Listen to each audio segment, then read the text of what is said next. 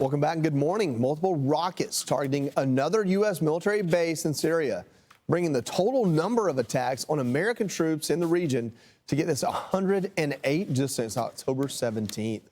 And U.S. officials now revealing Iran is providing Houthi rebels key tactical intelligence, enabling their attacks in the Red Sea. Our guest, Jocko Willink, is a retired Navy SEAL officer. You know who he is from his leadership skills and books. But today, Jocko, I know you've got a message to share, but first I want to get to this. We're talking about 108 attacks on Americans, not countries Americans support, not American allies. 108 attacks on Americans, yet we're not at war. That doesn't really seem to add up. I interviewed Lindsey Graham about this, or we did. He kind of seemed to think that he said that the line, if we don't fight them in their yard, they're going to be fighting in ours. We also have people on the network this week that said, hey, we should just get everyone out of that region. What's the answer to keep our country and keep Americans safe? Well, to your point, Joey, we don't have a clear foreign policy. We don't know what it is, which means the world doesn't know what it is, which means the enemy doesn't know what it is. We have to make rules. We have to have a clear policy. Right now, we don't have that. And when America appears weak and indecisive, America is going to be tested. And that's what we're in right now.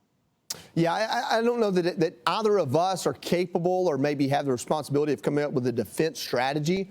But looking introspectively at this country, we should believe in our government to have one. And we should believe that when we send men and women to war or to a war area, that they're doing it for a purpose. And that's tough right now. Talking about a purpose, one of the things that brings me purpose are people like you that exercise leadership and responsibility. And a key word there that I struggle with myself, discipline. Tell me your message and how discipline works into that. Yeah, you know, when there's chaos in the world, the minimum you can do is get control of your world.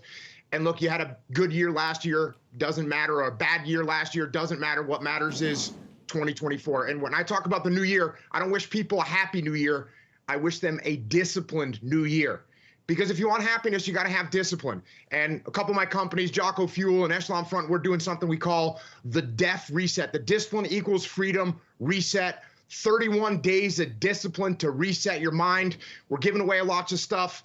We're really running a great program. It's going to be awesome. We got a bunch of people joining it. If you want to join us, go to thedefreset.com and join us as we go into 2024 with dedication and discipline to get stronger, smarter, healthier, and better. That's what we're doing over here.